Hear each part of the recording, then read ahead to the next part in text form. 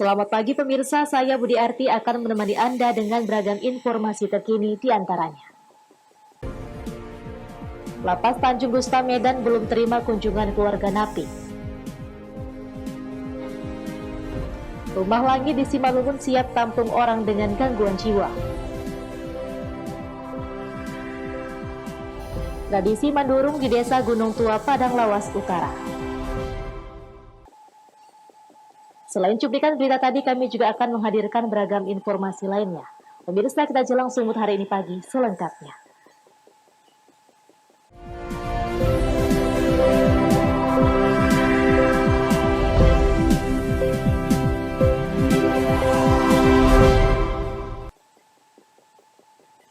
Kita ke informasi pertama. Pemirsa, pihak Lembaga Pemasyarakatan Kelas 1 Tanjung Gusta Medan belum menerima pengunjung untuk menjenguk narapidana. Namun pihak lapas membuka layanan satu pintu untuk mempermudah pihak keluarga mengantar pakaian dan barang pada narapidana.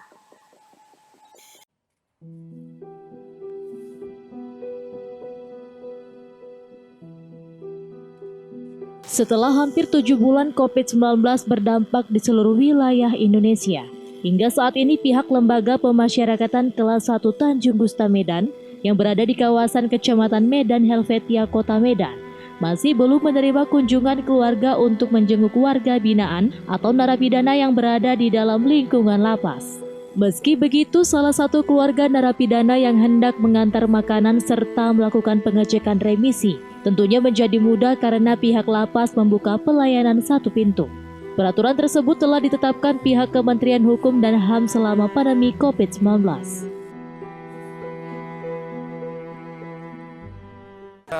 Baguslah, tetap pelayanannya bagus, tetap ada informasi terus tentang perkembangan ini. Terus Baik ya Pak ya? iya baik bagus. Pernah ada kendala Pak saat memberi Pak? Oh nggak ada, bagus, pelayanannya bagus kali. Dari mulai itulah sekitar berapa ya, tiap minggu itu 6 kali. Jadi udah berjalan dari mulai pelayanan gini lah sampai sekarang. Udah berapa kali ya, udah 100 kali lebih lah. Setiap hari Bapak mengantar? Setiap hari ke sini Pak ya? Setiap hari.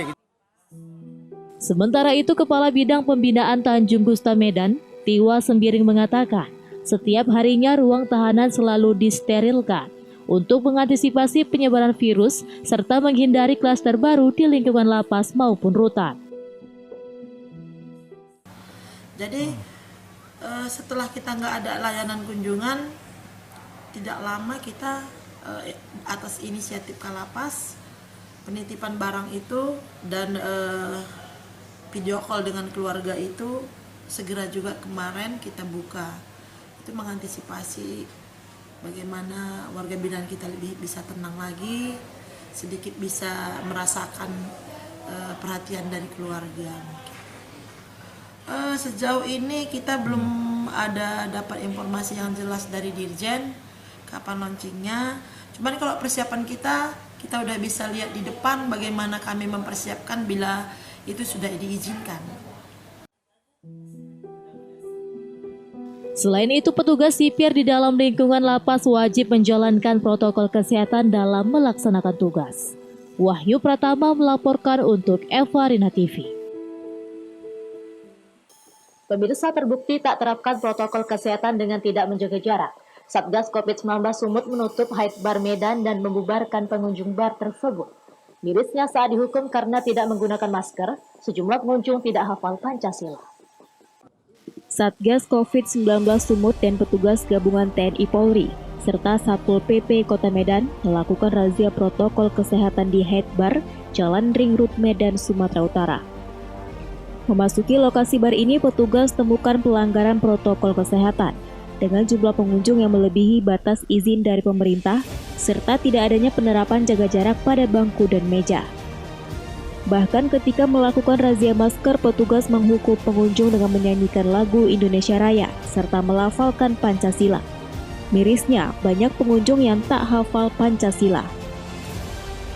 Karena terbukti melanggar, Satgas COVID-19 langsung melakukan penutupan terhadap bar ini dan membubarkan seluruh pengunjung yang asik pesta miras. Khususnya lagi adalah perhatian dari OPD Kota Medan, tegakkanlah apa yang dilakukan ini dengan baik, karena posko itu harus full siap. Jangan bosan-bosan untuk melakukan sesuatu yang terbaik dalam rangka menegakkan protokol kesehatan ini. Kami berharap ini tidak akan terjadi lagi. Dan tadi juga ada tempat yang memang sudah kami bubarkan karena pengaturan jarak tidak sesuai dengan tempat yang sudah tersedia. Terpaksa kami bubarkan dan teguran. Razia rutin ini gencar dilakukan oleh pemerintah Provinsi Sumatera Utara guna memberikan efek jera bagi para pengusaha yang melanggar protokol kesehatan, serta upaya untuk memutus mata rantai penyebaran COVID-19. Daniel Pekuwali melaporkan untuk Eva Rina TV. Selain itu, pemirsa, prajurit TNI Kodam 1 Bukit Barisan disiagakan untuk membantu pengamanan unjuk rasa menolak Undang-Undang Cipta Kerja yang bergulir di beberapa daerah di Sumatera Utara. Seluruh prajurit di setiap daerah disiapkan untuk membantu polisi jika aksi unjuk rasa mulai menggara anarkis. Kodam 1 Bukit Barisan melaksanakan apel gelar pasukan dalam rangka antisipasi menghadapi perkembangan situasi di Sumatera Utara di lapangan Benteng Medan pada Rabu pagi. Apel gelar pasukan ini dimaksudkan untuk memastikan kesiapan para prajurit dalam membantu pengamanan unjuk rasa yang terus bergulir. Sebagaimana diketahui, dalam sepekan terakhir situasi keamanan di sejumlah daerah di Sumatera Utara, terutama di Kota Medan, kurang kondusif dengan adanya aksi unjuk rasa penolakan Omnibus Law Undang-Undang Cipta Kerja. Sejumlah fasilitas umum dirusak, beberapa kendaraan dibakar oleh pengunjuk rasa. Aksi besar-besaran ini diperkirakan masih akan terus bergulir hingga beberapa hari ke depan. Menghadapi situasi seperti itu, seluruh prajurit TNI disiapkan untuk bersinergi dengan polisi untuk membantu pengamanan. Pihak Kodam berharap penyampaian aspirasi oleh para pendemo bisa dilakukan tanpa aksi anarkis, dengan merusak fasilitas umum dan lainnya, sehingga tidak ada pihak yang dirugikan. Jumlah personil yang disiapkan, Pak, berapa Kenapa? banyak untuk jumlah personil yang Nah, disiapkan? ini sekarang kita gelar 4 SSK. Ya, tapi di luar itu, di satuan-satuan yang sudah ada, di Kodim, di Korem, mereka juga siap pasukannya untuk membantu Polres tempat ini yang kita gelar di pusat sini. Sekarang yang kita gelar ada 4 SSK. Tapi masing-masing Korem, masing-masing Kodim, masing-masing Satur, mereka menyiapkan pasukannya untuk siap digerakkan. Pak, sampai sekarang apakah sudah ada permintaan dari pihak polisian kepada BNN sendiri, Pak? Sebagian sudah ada, ya, sebagian sudah ada. Seperti di Polres sudah ada, kita sudah bekerja sama. Mungkin kalau masuk ke lapangan sudah yang gelar. Ini kita siapin apabila memang kondisi tidak kita inginkan. Tapi kita berharap mudah-mudahan kondisi ke depan ya lebih bagus lah, kondusif lah Sumatera Utara, sehingga saya bilang tadi tidak ada yang dirugikan, yang demo bisa nyampaikan aspirasi, masyarakat yang cari duit, cari segala macam tidak terganggu. Fasilitas umum juga tidak ada yang dirugikan. Demikian. Dengan kehadiran TNI dalam membantu pengamanan, diharapkan situasi yang tak diinginkan terjadi bisa diredam. Unjuk rasa di sejumlah daerah di Sumatera Utara ini sebagai bentuk protes kepada DPR dan pemerintah yang mengesahkan Undang-Undang Cipta Kerja pada 5 Oktober lalu. Beberapa dari aksi berujung ricuh dan bentrok antara pengunjuk rasa dengan polisi. Daniel Pekuwali melaporkan untuk Eva Rina TV.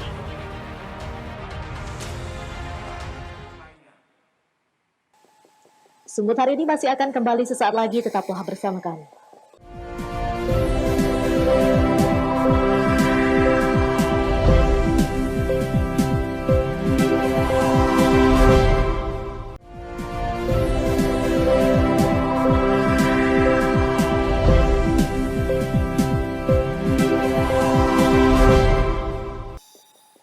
Terima kasih masih bersama kami. Pemirsa, Rumah Langit Gagasan Togo Simorangkir yang beralamat di Jalan Ragi Pane, nomor 13, Kelurahan Nagori, Pematang, Simalungun, Kecamatan Siantar, Simalungun, siap menampung orang dengan gangguan jiwa.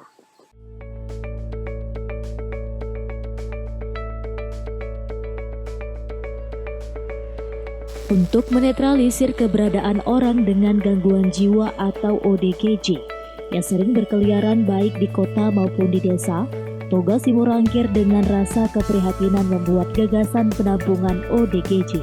Gagasan itu saat ini telah berhasil. Sebuah rumah yang beralamat di Simalungun, Sumatera Utara, tepatnya di Ragipane nomor 13 Kelurahan Nagori Pematang Simalungun, Kecamatan Siantar, dijadikan sebagai penampungan ODGJ dan homeless yang diberi nama Rumah Langit.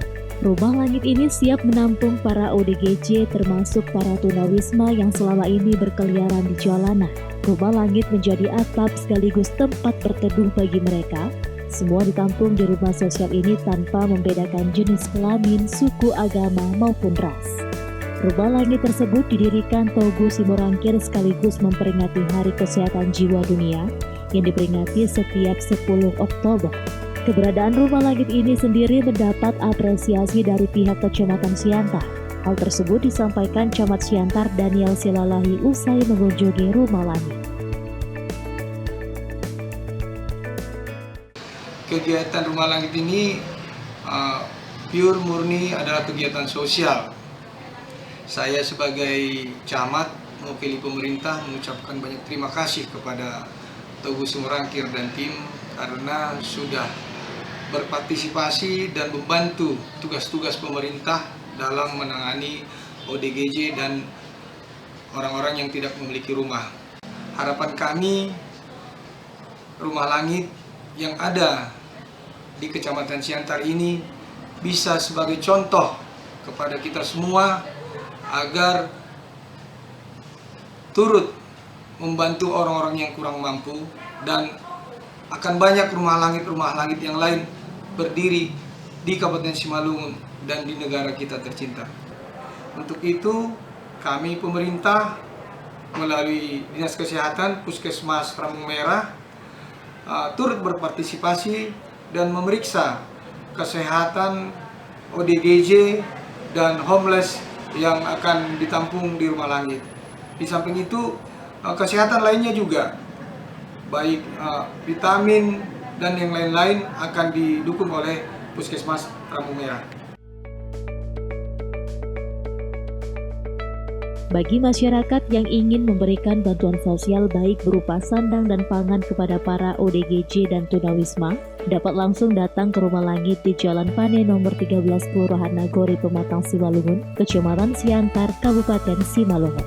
Eko Hendriawan melaporkan untuk Evarina TV. Sementara itu pemirsa, pendiri Yayasan Pendidikan Evarina JR Saragi memimpin upacara penutupan di Klat Bintal Fisdis SMK SMA Plus Kesehatan Evarina. Kegiatan berjalan dengan aman dan kondusif, serta disuguhi atraksi keterampilan baris berbaris dari siswa.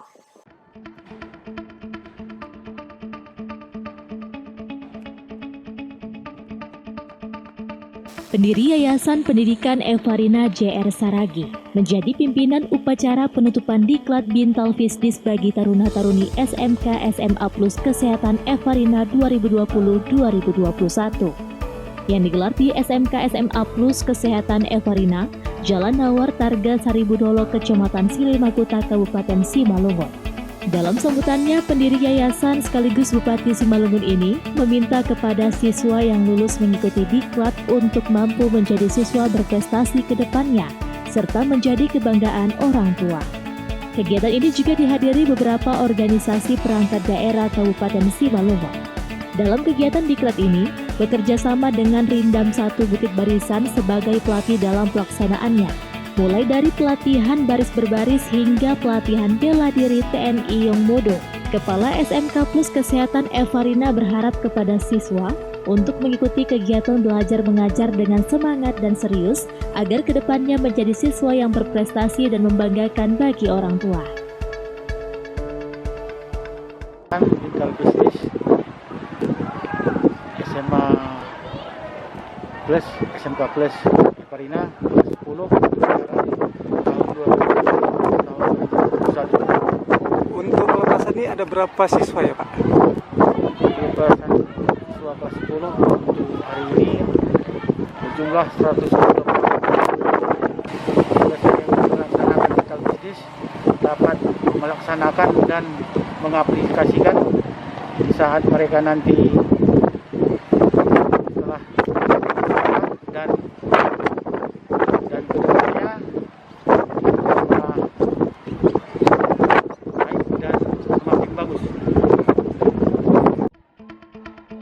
Acara pun kemudian dilanjutkan dengan sesi foto bersama. Usai digelarnya upacara, seluruh tamu undangan juga disuguhi dengan atraksi keterampilan baris berbaris serta bela diri TNI Yongmodo serta pengibaran spanduk Kami Siap Bela Negara. Chandra Bukit melaporkan untuk Eva Rina TV.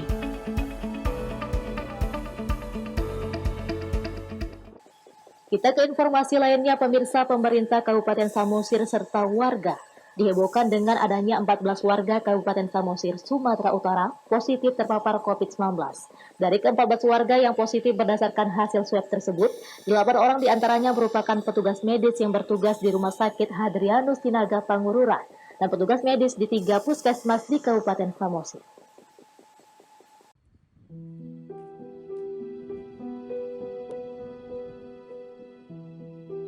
Sebanyak 14 warga Kabupaten Samosir, Sumatera Utara positif terpapar COVID-19 berdasarkan hasil swab tes. Kasus ini merupakan kasus pertama kali ditemukan di Kabupaten Samosir.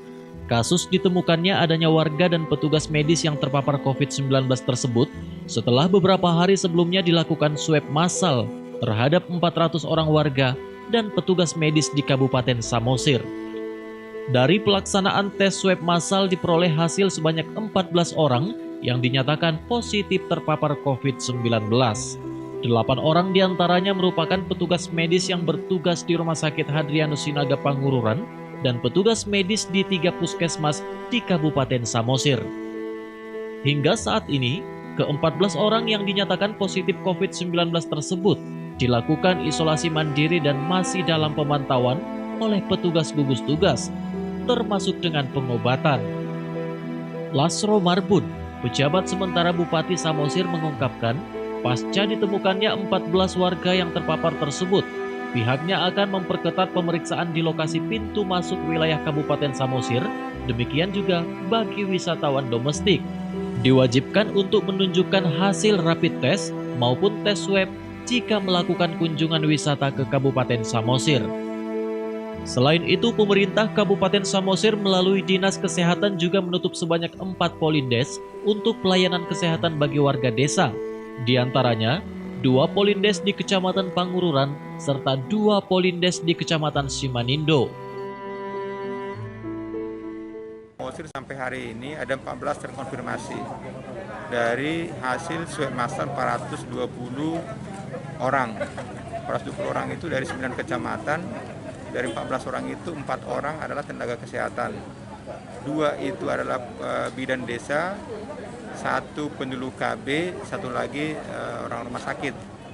Seluruhnya 14 orang itu OTG, jadi diperintahkan untuk isolasi mandiri. Nah, 14 orang itu tersebar pada 3 kecamatan, Kecamatan Cianjur, Pangururan, dan Simanindo. Nah, sekarang teman-teman tenaga kesehatan, berikut juga PLKB, sedang mencari kontak erat kepada 14 orang tersebut dan langsung diperintahkan untuk isolasi mandiri. Logistik kesehatan sampai hari ini masih memadai, terus logistik non kesehatan juga memadai, tapi tentu dievaluasi, itu yang langkah kedua. Langkah ketiga akan disusun SOP, sedang disusun sama BPBD sebagai sekretaris gugus tugas. Baru keempat, Satgas segera dibentuk untuk mendampingi sebagaimana petunjuk dari pusat. Selanjutnya disiapkan strategi umum. Manakala terjadi eskalasi, harus ada siap rekrutmen tenaga baru, penganggaran baru, logistik baru. Nah, ini kemarin kita evaluasi tuh. Jadi kita akan segera dinas pariwisata sedang mempersiapkan kebijakan untuk itu. Kita kembalikan bahwa setiap orang yang masuk ke Samosir nanti bawa hasil rapid di pintu-pintu.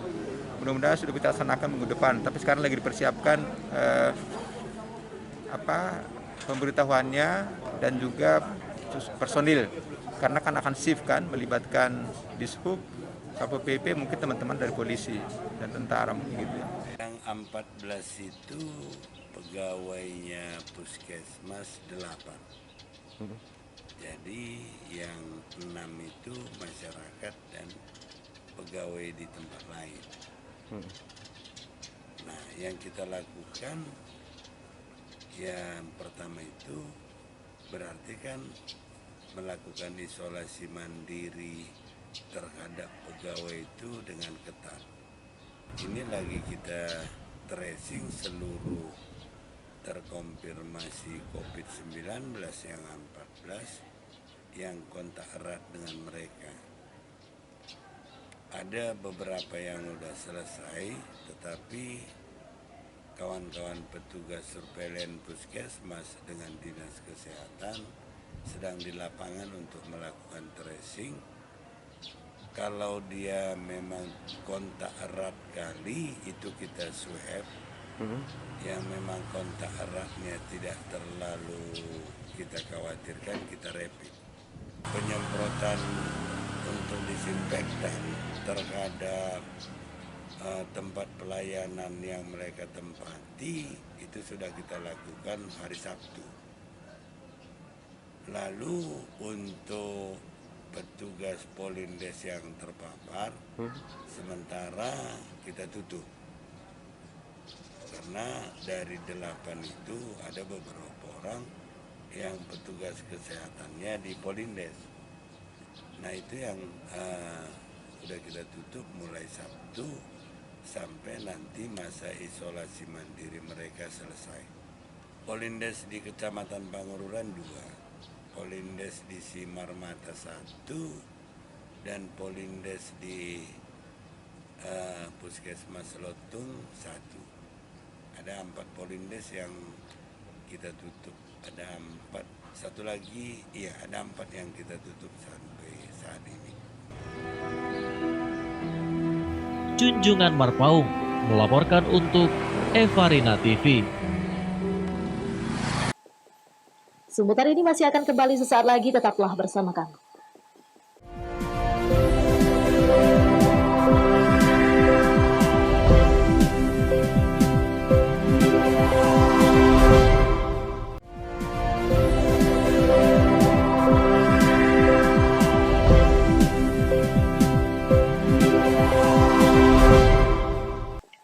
Terima kasih masih bersama kami. Pemirsa, puluhan warga desa Gunung Tua, Batang Onang, Kecamatan Batang Onang, Kabupaten Padang Lawas Utara, Sumatera Utara, berbondong-bondong menangkap ikan di Sungai Aek Sihapas. Hal ini dilakukan saat sungai mengalami pasang surut.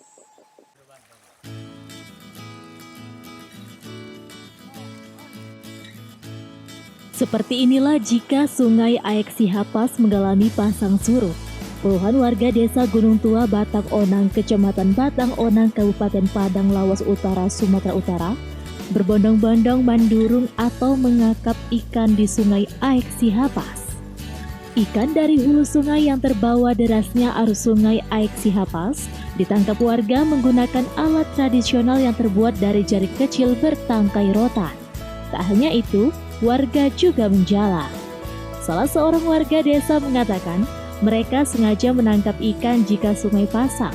Aktivitas ini sudah menjadi tradisi bagi warga desa. Lagi cari ikan ini, cari udang di sungai.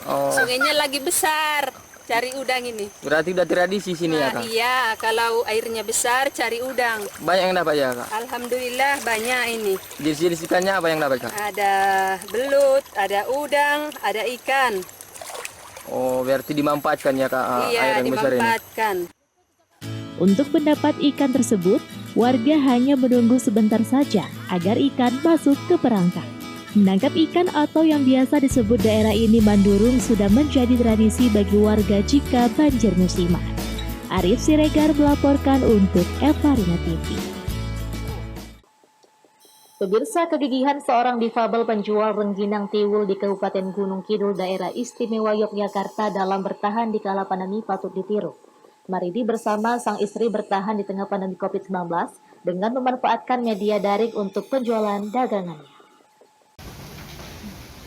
Maridi, seorang difabel warga Padukuhan Karang, Kabupaten Gunung Kidul, Daerah Istimewa Yogyakarta, merasakan betul dampak pandemi terhadap hasil penjualan rengginang tiwul miliknya.